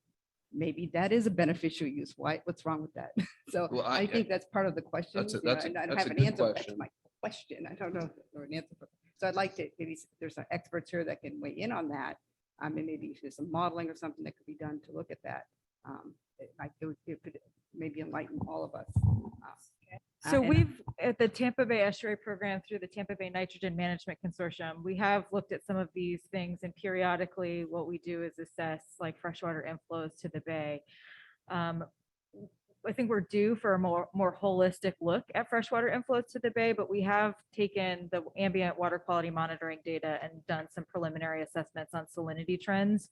And so the 2 bay segments that you all are discussing right now are the uppermost portions of Tampa Bay, Hillsborough Bay, and Old Tampa Bay. And those bays generally, those embayments are seeing, they're slightly fresher than they were before. So it's not necessarily that they're in need of more freshwater inflows. but that's also been coincident with a time period where we've seen generally average to above average rainfall conditions. But these are things that we're also interested in from the perspective of like climate change, and how these upper parts of the bay, which are, really responsive to the freshwater inflows from these river systems, if we see them becoming flashier or fresher, that can lead to changes in the ecology of the bay. And the thing that's tightly correlated to is the nutrient loading to the bay. So seagrass health in the bay is very tightly connected to the amount of rainfall that we see, because when we have rainier years, it's also delivering more nutrients and things that are occurring on the land to the water. And so while the wastewater coming out of both of these facilities, is meeting the standards that it's supposed to meet in order to be discharged to surface water, it does still contain a nutrient load to the bay. And when you think about tens of millions of gallons being discharged, not just on a one-off kind of time period, it does still represent a nutrient load to the bay that needs to be managed holistically. And Okay. so those are the kinds of things that we definitely look at and consider. So the issue though is a big one. And do you think, Woody, it would be a good thing for us to bring up and just have a discussion and bring in some resources to talk about it? Well, sure, but I don't know that we're going to get answers in the timeline that we need answers. I mean, I think that I'm not I guess I have a biology degree, but I'm not a scientist that works in ecology. But I think that improving, putting that water into a thirsty for nutrient natural system, and I don't know exactly if that means pump it to north of Green Swamp or whatever, might make more sense in the long term than putting it underneath the aquifer, because in my opinion, water is finite, right? So if we're putting it away for a long time, that doesn't seem to make a lot of sense to me. It'd be like if we're going to put our wastewater, we don't even need to treat it because we're going to shuttle it out into space, right? So eventually we'll run out of water, probably not in any of our lifetime. So I don't like, and we've had a conversation in this room about deep well injection, and there didn't seem to be, the scientists didn't seem to have a lot of objection to it. And the reason I think is because it solves the problem of nutrients into Tampa Bay. And that's an important problem to solve. But I think it may have unintended consequences that haven't been fully examined. Okay, so we've heard one issue. Did you have one other thing you wanted to say? before we move on? Related issue on the Hillsborough River flows at Sid Flannery from Front River. The Hillsborough River flows, which is kind of related to this. Okay. How about some of the others of you? Yeah.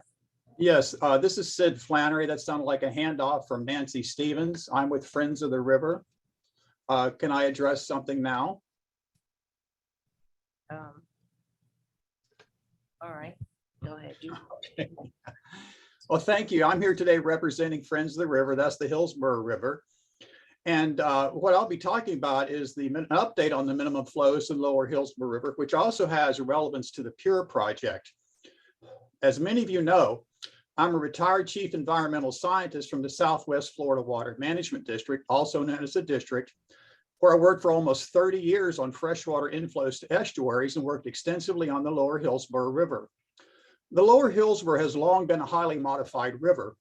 And in keeping with directives and state statutes, the district took a different approach for minimum flows there than on free-flowing rivers like the Alafai and the Little Manatee. Since the 1970s, there have been prolonged periods of no flow past the Hillsborough River Dam. So the district used a bottom-up approach in which they simulated releasing various quantities of water at the dam to replace the no-flow days.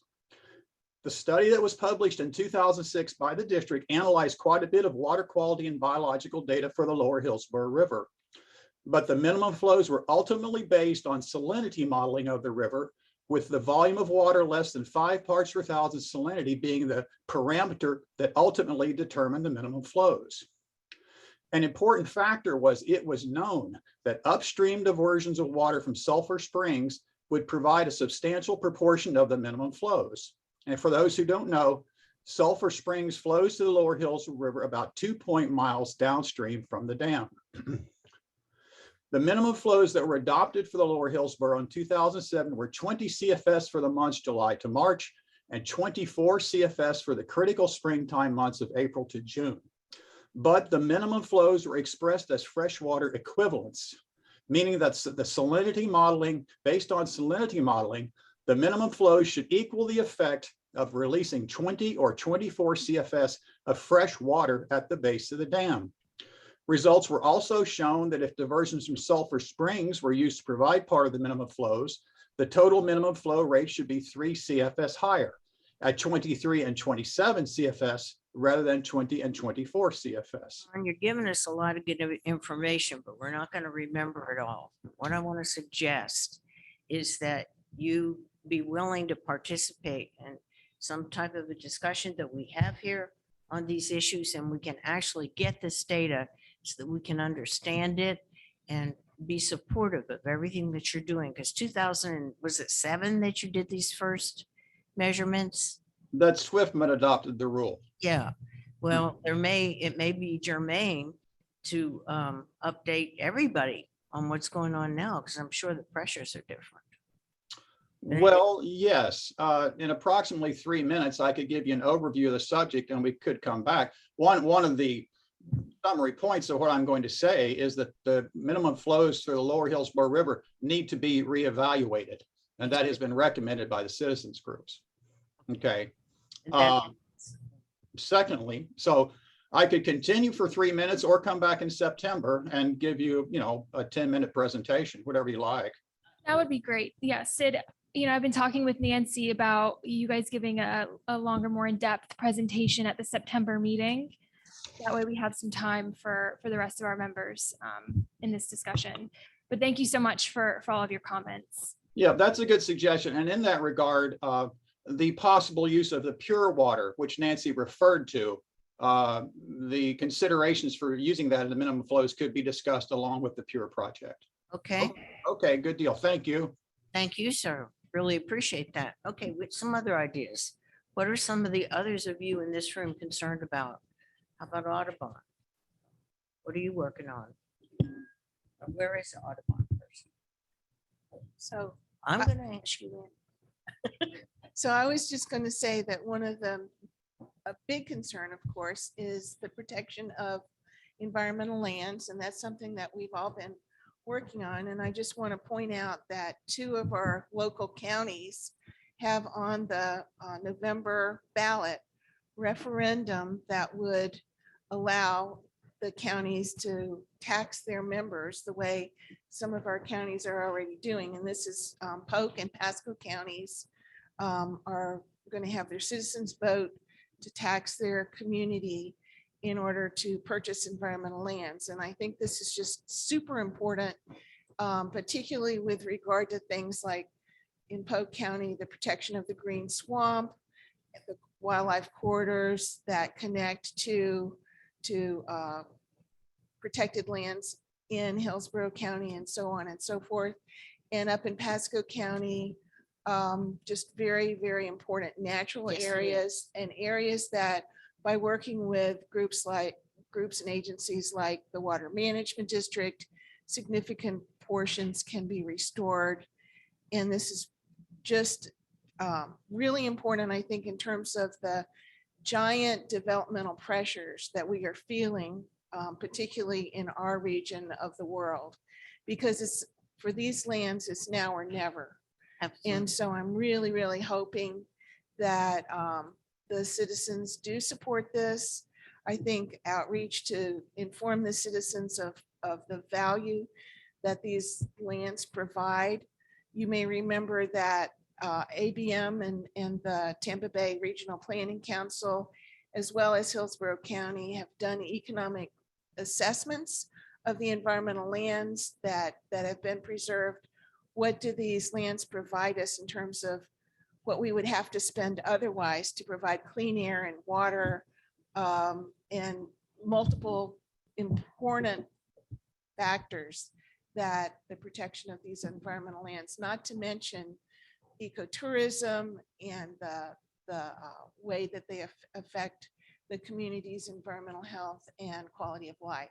So it might be really a good thing to put a lot of emphasis on sharing with the public those factors. That's excellent. Would you be willing to work a little more with our staff on that, and we can put that on our next agenda in September? Because I'll tell you, that's just before November. And you look in my county or this county, but the other counties in Tampa Bay that have taken this initiative and how important it is. How very, very important it is. Thank you so much. Really appreciate that. How about any of the others of you online or here today want to mention? Chris, I think you had something you wanted to bring up. Yeah, Maya kind of alluded to the issues with Old Tampa Bay. And so that's, for us at the district, that's a priority, and especially in the swim program. Looking at Old Tampa Bay, trying to come up with ways to help improve that segment is a high priority. And along those lines too, I think everyone's aware that we are updating the Tampa Bay swim plan.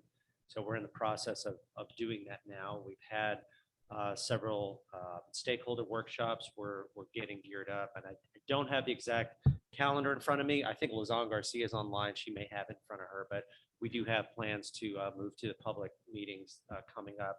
I believe it's towards the end of this calendar year. So we are actively engaged in that. And for those of you who aren't familiar with what the swim plan is, so this is kind of our guiding document for our 12 priority water bodies that we have in our district, which is the 16 county area from Levy County down to Charlotte County and over to Polk County. So Tampa Bay is one of it's actually, I guess you could say it's in capital letters, the priority water body, because it was the one that was actually named by the legislature to be a swim priority water body in this part of the state. And so we're updating that plan, and that plan basically is set up into three sections. We have our natural systems, which is habitat, water quality, and our hydrology or hydrologic restoration. So those are kind of the way our plan is set up. And through that plan is how we get funding to do the projects that we do. So we are in the process of updating that. And one of the big priorities and issues that we have identified in that plan is Old Tampa Bay and some of the issues that we've seen there. So definitely that's a big one. And we're actively engaged with the Nitrogen Management Consortium and the Old Tampa Bay group, which was here last week, or I think, or maybe this week. I don't remember. It was last week, right? Okay, well, that's real important. And perhaps we can schedule a more in-depth discussion of that, if you wouldn't mind kind of getting some thoughts together. Absolutely. Yeah, we'll keep you guys updated as that process moves forward, and then we'll obviously update you all on those upcoming meetings. Well, we want each of you to be doing that with the groups that you represent. We need to know what's going on, because everyone in this room and online has got resources and scientists and all kinds of people that can help. We need to help each other. Yes, sir. Say your name for the record and who you represent. Again, Tom Reese with the Ecosphere Restoration you are. Institute. I just want to give everybody a really good news story, so to speak. We Okay. do a lot of work with living shorelines. Unfortunately, the regulatory framework is not conducive to make it easy to put living shorelines in. It's easier to replace your seawall than to put a living shoreline in. And so there's been big strides over the last 7 years, and Corps put a nationwide exemption 54 in to make that easier. But for the local regulatory, for Hillsborough County EPC, there's no provisions for living shorelines. So months ago, working with Hillsborough County Commissioner Smith and the staff, they've changed just recently, a couple of weeks ago, changed their rules, make it cheaper and easier for folks to put living shorelines in, which is great news. The only problem is that only is effective for their freshwater jurisdiction. The port owns and controls the estuarine areas of the bay. And so we are now trying to get with the port to have them mirror their rules so EPC can apply their new, easier to get living shoreline permit for the estuarine portion, which is the big port, the biggest piece that in Hillsborough County. So anybody's support or help on getting us in front of the Port Authority, working with Chris Cooley and ultimately with their legal staff to adopt the same rules that EPC just changed for freshwater would help us immensely on the areas where we need these living shorelines in the bay. Okay, we're going to be talking about that. Just How about somebody else? Anybody else have something they want to bring up? Mara, you had something else? This is Maya Burke with the Tampa Bay Estuary Program. I had a couple of quick announcements. We're currently advertising to hire 2 new positions. One is for a restoration ecologist and the other is for an administrative specialist. So visit tbep.org to find more about those. And then at our last policy board meeting, the city of Tampa raised a question about the increasing popularity of artificial turf being implemented in like redevelopment kinds of approaches. And they had several questions about sort of the trade-offs between artificial turf and, other native plants or just like plant landscaping. Their questions were sort of about like, yes, it might reduce like fertilizer use and water use, which would be beneficial, but how well does it drain? And are those chemicals things that we should be concerned about in terms of like PFAS or plastics or other kinds of like contaminants of concern going into the water?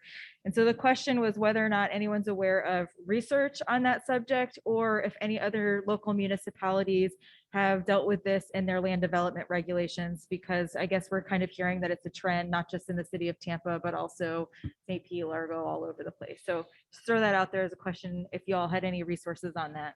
Good, excellent. Anybody else? Can I just a quick, yeah, 'cause I've had people looking at this and from what I could find through the Sierra Club, they had done work on like football fields with artificial turf and the environmental impacts of that. So you go to the Sierra Club, I think it was in Maryland. There's a lot of just with that, and it doesn't last for long. They have to replace it every few years.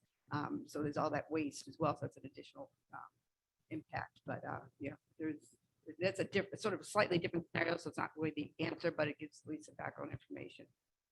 Anybody else want to respond to that? Yes, ma'am. This is Ann Paul again.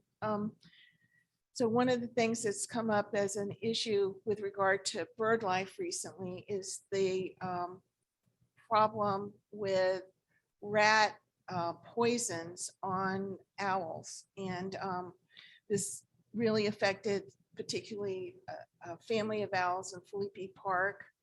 And it's brought it to a head because those owls were so popular and so highly photographed by many photographers across the state would actually come and take pictures of those birds.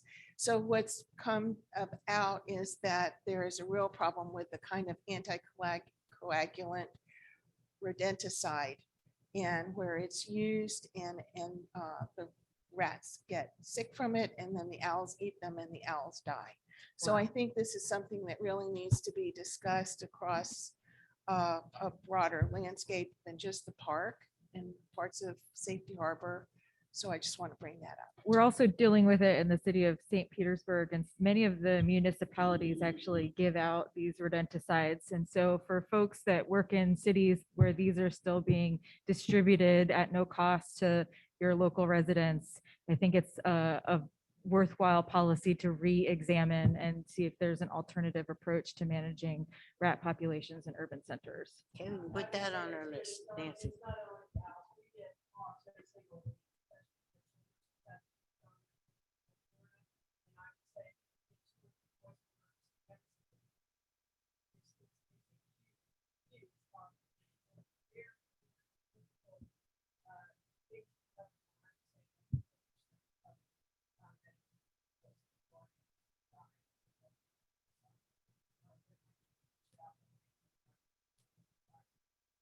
We're certainly not giving them away for free.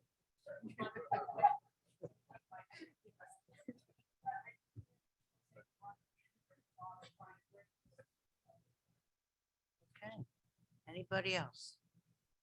Yeah, Chris. Chris Anastasia again with Swift Mud Swim Program. I just wanted to go back to something that Ann, you touched on, and Nancy, you touched on this too a little bit, is this go back to habitat restoration. That's a key of what we in swim do, and that's always been kind of our cornerstone and our bread and butter.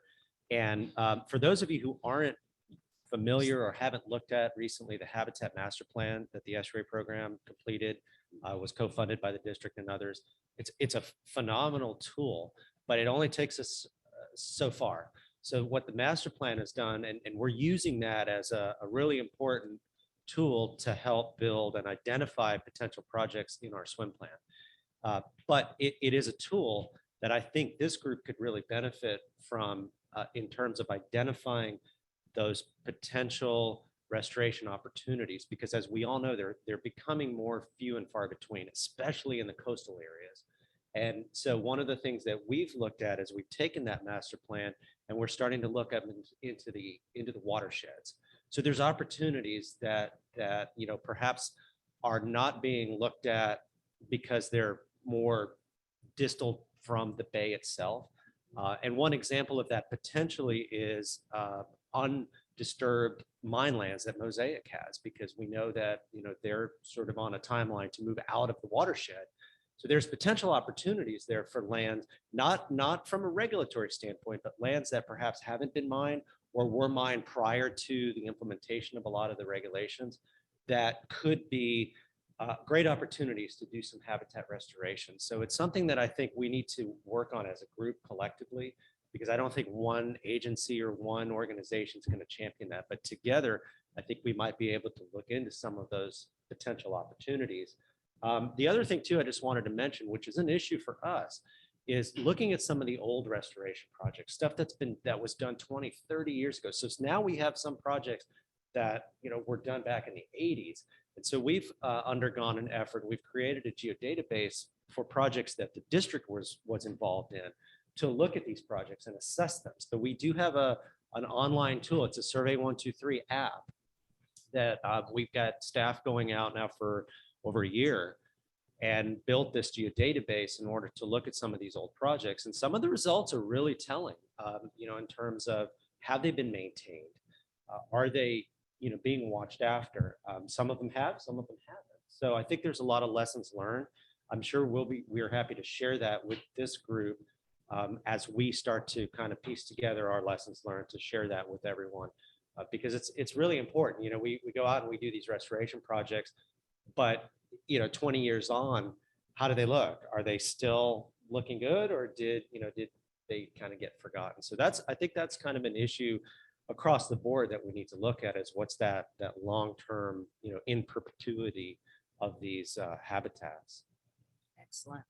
Does anyone else, we've reached our timeline.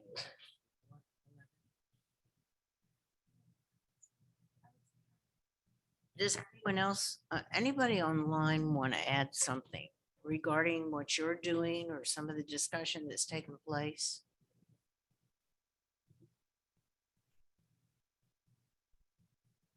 Okay, well, take this home with you. Next meeting we have, we're going to ask you again, we're going to have a part of our agenda where we're going to ask anyone who wishes to update us on what your agency's doing, what your organization's doing, where you think others might be able to join in and supporting you, just like Chris said. Some of these things that you're doing, if more of us are aware of it, we can help each other. And that's good for the Tampa Bay region. So I want to take this opportunity to thank Sarah Vitale for your help was vital. I'm sure that in future meetings, we're going to be doing virtual, and I'm hoping we can get more of the personal involved as well. No matter what COVID decides to do, I'd like to see us get to know each other better and work more collaboratively on the importance of the Tampa Bay region environment. Yes, you had something you wanted to add? Go ahead. Barbara, And do we Paul? have and Paul, do we have opportunities to give brief announcements about stuff that's going Yes, on? absolutely. You have an announcement you want to make? Go right ahead. Okay, I have announcements about 3 different groups. Go So, ahead. the Florida Ornithological Society is working on the Breeding Bird Survey 2. We have over 50 biologists writing species accounts of about the birds that are nesting in Florida, and that report will be out in October. And also I want to point out that on the website for the Florida Ornithological Society, there are position statements on ethical bird watching and bird photography, the fishing line question that we've talked about here with particularly how it affects pelicans, and the importance of wildlife corridor protection and so forth. And then the Florida Birding and Nature Festival is going to be in October at Apollo Beach at the Wildlife Commission's Youth Conservation Center, October 20 through 23. And the registration is up and online. We have over 25 field trips and 18 seminars. And there's also going to be a nature expo, which it will be free and open to the public. And it's an opportunity for agencies or groups or even individuals to have tables and share information about the environment. And then you had a presentation at a former meeting about the Tampa Audubon Society videos about the fishing line.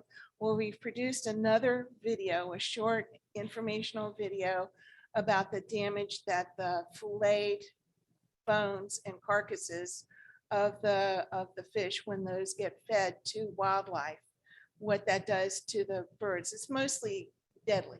So if you'd like to go online to Tampa Audubon, you can see that. It's about 4 or 5 minutes. So just wanted. If any of you have, important dates that are going to impact the region, please let Alana know, because we can put together a calendar and then let people see what you're doing. And particularly if it's public outreach for some of your activities. I would also like to add that Bay Soundings has a calendar as well with most of these events, including volunteer opportunities and when you can participate in those. So I would definitely recommend checking out baysoundings.com. Good. And for our next meeting, any of you have any of these topics you've been thinking about that you would like to be considered and discussed by our group, please let Alana know, because it's important. That's why we're here. The talent that is online and in this room is incredible. Every time I look at what's coming up, I'm just almost overwhelmed, and respect each of you so very much for your contribution to our region.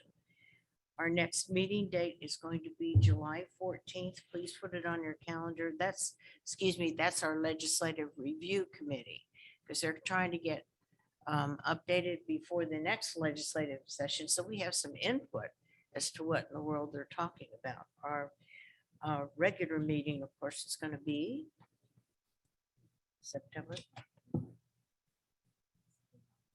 Okay, August 10th. Put that date on your calendar. Is going to be our next Natural Resources Committee meeting, and that will be here or online probably then. And September 8th will be our next full agency meeting, and so will December the 8th. So we appreciate all of you being here today, and have a good next couple of months, but keep in touch and let us know what you're doing.